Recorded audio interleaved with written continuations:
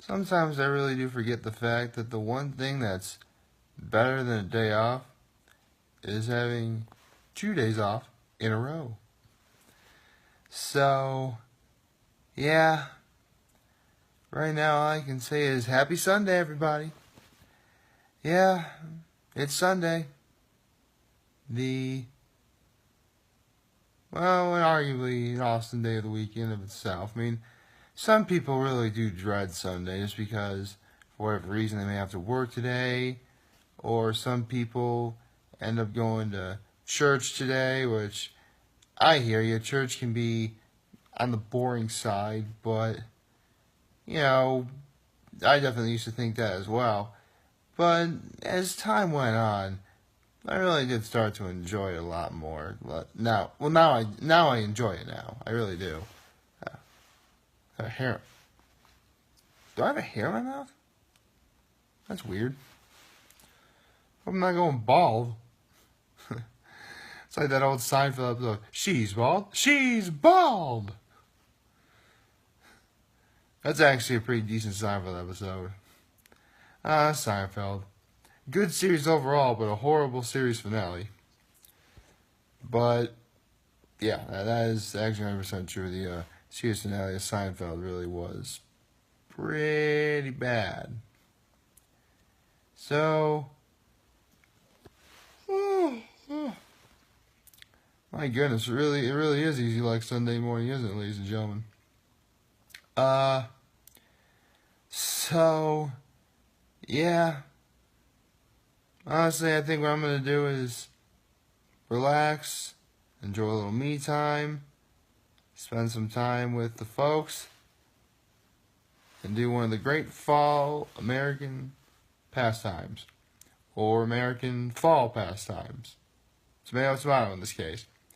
And that is to watch football all day. Yep. Yes. Sunday, the NFL. I am excited. I mean, my Cowboys play the Seattle Seahawks. You know, the game they should have won last year that would have allowed them to make it to the playoffs. But it is what it is. Don't worry. God's beloved Dallas Cowboys will most definitely win today and avenge the wrongdoing that happened a year ago. And because Des Bryant is no longer on the team, as of right now, we don't have to worry about anyone trying to hog all the glory or be number one or anything like that. Because we know what we gotta do. I mean, the Seattle Seahawks no longer have Richard Sherman, who was supposed to be the best corner in all the NFL. No, really. He really is the best corner in all the NFL. He's made a public statement about that several times over. He illustrated that fact when they won the when the Seattle Seahawks won the NFC Championship a few years ago, when they would eventually win the Super Bowl later. Although I was actually honest, I had a feeling that the Seahawks were going to win that Super Bowl. I really did, but I didn't think it'd be by that substantial of a margin, especially since the Denver Broncos had Peyton Manning. But then again, and yeah, I'm going to get some flack for this, I really don't think Peyton Manning really was all that good back then. He wasn't. I mean, as much as I had a disdain for Tony Romo for a long time, I honestly thought Romo was an overall better quarterback than Peyton Manning. Which really does go to tell you that Romo was a Super Bowl caliber quarterback. He just had really horrible luck and choking a lot. And the fact that you can't hold on to a football for kicking a field goal that would allow you to move on in the playoffs. I mean, really. That win was handed to us on a silver platter and you still screwed it up.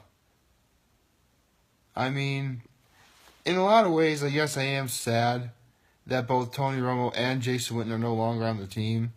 Just because I really would have liked to have seen them win the Super Bowl. but at the same time, I think it was for the best. I mean, thank goodness for Dak Prescott.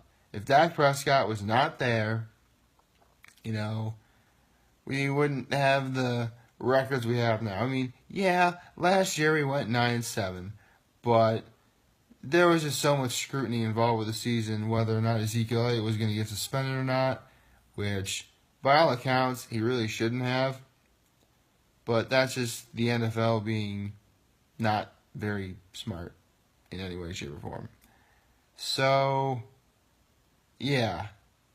Long story short, Peyton Manning was good, just not really as good as everyone thought he was. And I'm being serious. Yeah, I know, I'm going to get some flack for that, but I really think that's the case. I mean, everyone was always saying how good Peyton Manning was. Peyton Manning was me. I was just really paying attention to who was the better of the two quarterbacks, which was Tom Brady. People really didn't seem to grasp the concept that Brady was just better overall than Manning was.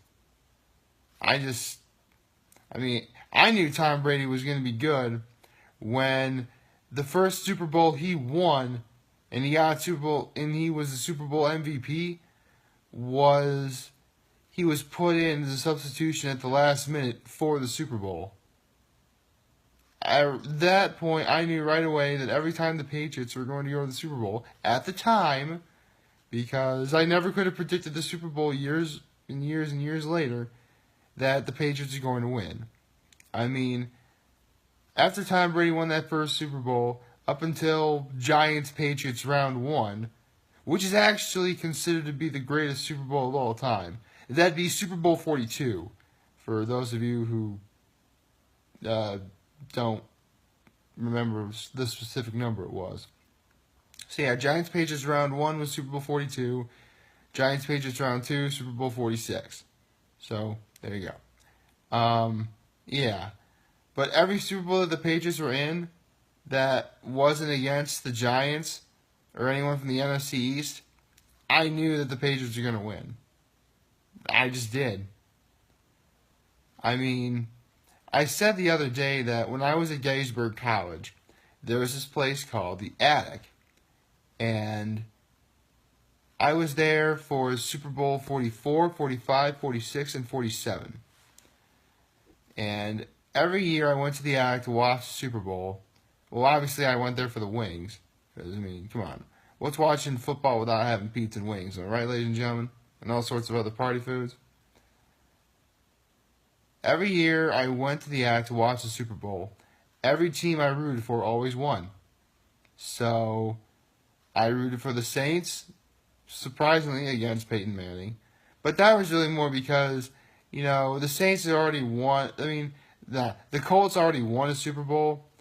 Not to mention, I was kind of getting a little sick and tired of hearing how we had to feel sorry for New Orleans, which after, I think it was around 4 years, nearly 4 years, actually might have been even 5 years, of how Hurricane Katrina devastated them. Like, I thought that the Saints really did deserve to win that game. I guess Drew Breezy won it for the Big Easy. And now I just came up with the title for today's video. Anyway, and then a year later I rooted for the Packers in the Super Bowl. I mean, I don't like Aaron Rodgers, but considering that the other team were the Pittsburgh Steelers, and it was I had done stuff to a young girl, Roethlisberger. Yeah, I think I'll go for Aaron Rodgers in that particular instance. And then we get to Super Bowl 46, Giants-Patriots round 2. I mean, the Giants were the underdog in round 1. They seem to be the underdog in round 2. I'm going to root for the underdog. So, yeah. There you go. And finally, we have Super Bowl 47. The San Francisco 49ers and the Baltimore Ravens. Now, I really had no idea who to root for. Honestly, The day of that Super Bowl, I ended up calling my parents. And I asked who they were going to root for. And they said they were going to root for the Ravens because they simply didn't like the 49ers. Because they're an NFC team and the Cowboys are in the NFC, so there you go. So I ended up rooting for the Ravens. Plus, I did really have a soft spot for Ray Lewis at the time. Just because that he was going to retire. And so, if he was going to retire, you want to go end your season on a high note, which is what he did. The Baltimore Ravens won the Super Bowl that year, and Joe Flacco got a Super Bowl MVP, which I'm also probably going to get a little bit of flack for this, but to be perfectly honest, I actually really did like Joe Flacco then. I really thought he was a solid quarterback. He really was. You could come up with all sorts of... Unfortunately, with a name like Flacco, you are going to be subject to a lot of really bad nicknames. Like, I don't know, Luckio, or Fluco, or Wacko. And I really could come up with a lot more, but that would involve a language that's not very appropriate for on camera. Hey, listen, I do try and keep up standards. I don't curse unless it's absolutely necessary. And even then, I would tell you if I'm going to do that, because I am that much of a classy guy.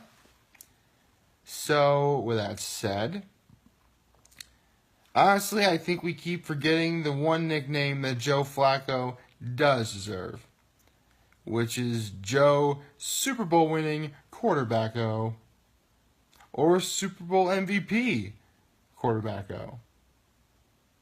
Pretty much anything that sounds positive, Joe Flacco deserved. So, yeah. That was a good 4 years of watching the Super Bowl and having a lot of fun doing it. I really hope the Cowboys win, because honestly, we want revenge for what happened a year ago. And I get the feeling we're going to get it today. Because our team is young, we're hungry, and we want another Super Bowl ring really bad. Especially considering that the Eagles won it last year, which they never should have. And when we get to Cowboys-Eagles round 1, the world will know that the Eagles winning was but a fluke. It was. We all know this. And it will be proven on that very night. My goodness, I hope I'm right about that, because I'm going to receive even more flack if I am wrong. But one thing I'm never going to be wrong about is how right I feel every time I make every single one of these videos. So please like, favorite, share, and hit that subscribe button. I could use the support on YouTube. Follow me on YouTube, Facebook, and Instagram. And yeah, those are the only social media things I'm on. And as usual, I'm humbled I made this video for all of you guys to watch and enjoy today. I'm hopeful that we all have a wonderful Sunday watching football, doing fall-related activities, and just relaxing. Hey, you can do whatever you want on Sunday for the most part. And always remember, if you ever want to talk to me or chat with me, I'm always going to be here to lend an ear, and I'm always going to have your back. So take care, everybody, and happy football watching.